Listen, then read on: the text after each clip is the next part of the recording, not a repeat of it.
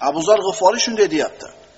Faqirlik menga boylikdan ko'ra mahbubroq, kasallik sog'likdan ko'ra mahbubroq.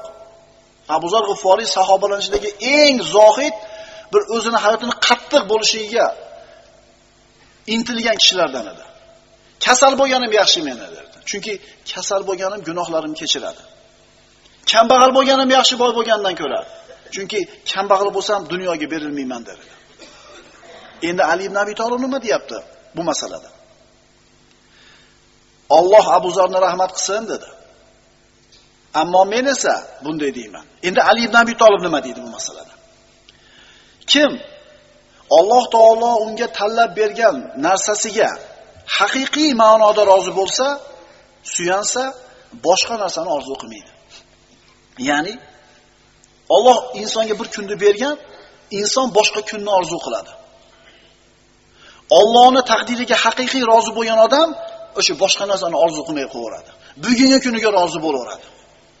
Va shu bilan saodatli bo'laveradi.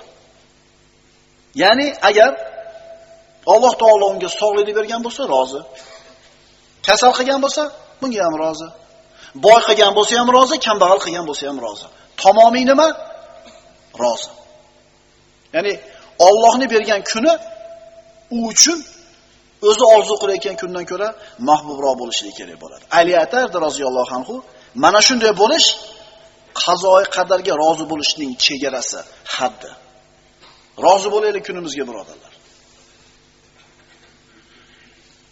Ya'ni yaxshilik kelganda oshiqcha xursand bo'lib ketmaslik, musibat kelganda jazavaga tushmaslik. Bu degani hech narsa qilmasdan yotib olish kerak degani emas. Amal qilamiz, lekin rozi bo'laveramiz kunimizga. Ali roziyallohu anhuning keyingi so'zi ham juda ham bir ajib, qarang. Qazoi qadarni Ali roziyallohu anhu xulosalab shunday der edi. Kim Allohning unga bergan kuniga, qazosiga rozi bo'lsa, qazo ustida o'taveradi baribir. Ajr oladi. Endi kim Allohning bergan qazosi qadariga norozi bo'lsa, uni ustiga ham qadar ketaveradi, lekin buni amali habata bo'ladi. Xohlasangiz ham shu kun, xohlamasangiz ham shu kun. Rozi bo'lsangiz ham shu kun, rozi bo'lmasangiz ham qazoga rozi bo'lishlik kishiga xotirjamlikni, osoyishtalikni olib keladi.